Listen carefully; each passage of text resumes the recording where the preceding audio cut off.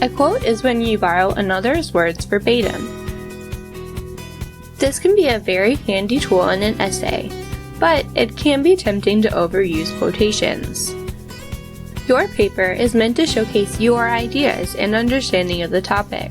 By using too many quotations, you may accidentally let another author's words overpower your own. While those authors may be great, it's not what your instructor is looking for in your paper. So how do we make sure that we're using quotations effectively in our papers? There are two main aspects to this: what quotes to use and how to best embed them within your essay. Let's start with how we determine what quotes are best to use. There are four main categories. Number 1. The original author worded it so well that any kind of paraphrasing of the idea simply wouldn't do it justice. This is a situation that you may run into more with resources about humanities or the arts, rather than more technical subjects like engineering or health professions. Number 2. Quoting a respected authority on the subject to help strengthen your idea or argument. This is a call to ethos, and it can be an excellent way to support your main idea. For example, let's consider the following sentences. Some argue that it's pretty nifty to learn about practices within business. Parentheses, Doe, 2019, end parentheses.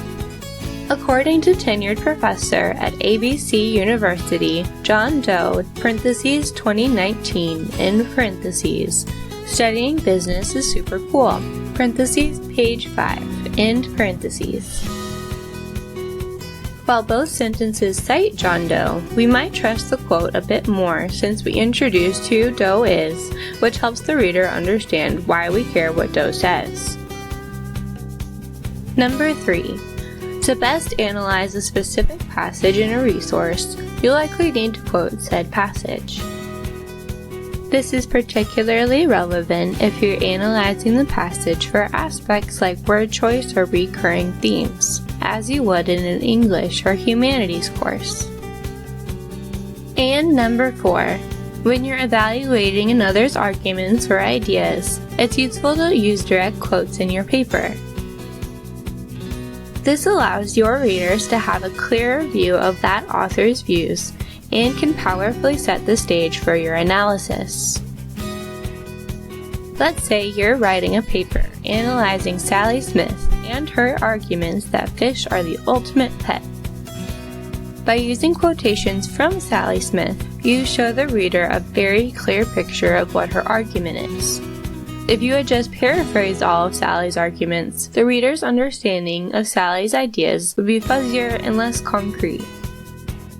Without a clear understanding of Sally's ideas, your readers won't have a clear understanding of your analysis on Sally's ideas. But our work isn't done yet. Once we've identified a passage that we'd like to quote, we'll need to determine whether it's an effective length. Most of the time when using quotes, you want to use shorter quotations. Longer quotations may get you to your word count faster, but they can overpower your writing and be more confusing for the reader. So, what should you do if you find a quote, but it's a bit long? Fortunately, there are ways to get around it. If the quote has some parts that aren't necessarily relevant to your point, you can replace the irrelevant parts with an ellipsis. So let's take the following quote from Nagasawa et al.'s 2020 journal article. It is frequently difficult to speculate on cats' behaviors, even for their owners. The behaviors and temperament of cats, such as independence, is a unique trait compared to dogs. As cat domestication was shorter than for dogs and may not even be complete, the genes of domestic cats are not distinct from those of wild cats. Thus, even household cats frequently display autonomous behaviors like wild animals. It's a great quote, but it's a bit too long to quote all of it in a paper. And really, we don't need all of the details in it. So let's change it to, Nagasawa et al. 2020 argue that it is frequently difficult to speculate on cats' behaviors, as cat domestication was shorter than for dogs and may not even be complete. Thus, even household cats frequently display autonomous behaviors like wild animals. We may also need to change quotes if they're in a different tense than our paper, or refer indirectly to things in previous sentences. For example, according to Nagasawa et al. 2020, it is unclear whether there's an association between these clicker training interactions with cats and the health benefits people can experience through cat ownership. In this case, the previous sentence in the journal article had introduced the topic of clicker training, and thus was able to simply refer to the training as interactions.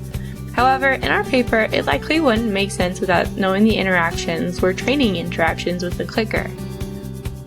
We show that we've added something for the reader's understanding by encasing the addition with square brackets. Now that we've learned how to use quotes, let's go over how to embed them into our papers. First, it's important to introduce the quotes properly. Just like it wouldn't make sense to quote stuff in conversation without introducing the quote, it doesn't make a lot of sense to a reader either.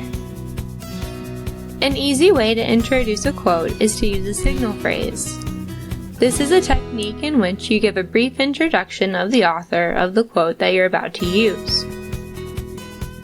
We actually used signal phrases in both of our earlier examples from the Nagasawa et al. Journal article. The next aspect of embedding quotes is how to use the quotation marks. These punctuation marks help the reader understand which parts of the sentence were directly borrowed. But the formatting of this can be a bit tricky. When you introduce the author in the signal phrase, you'll need to follow it with the publication date. After the publication date, there will be a comma that separates the signal phrase from the quote. The quotation will be tucked in between the quotation marks. After the quotation marks end, you'll include the page number for the quotation in parentheses. After the parentheses, you'll put a period. But if you're using a longer quotation, the format is called a block quotation.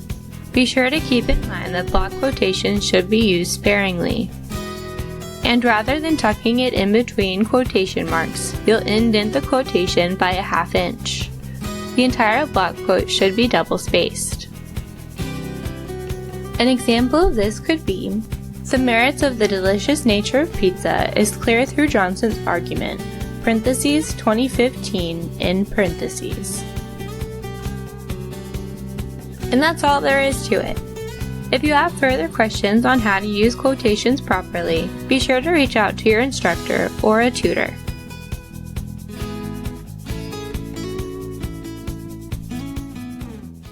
Created using Powtoon.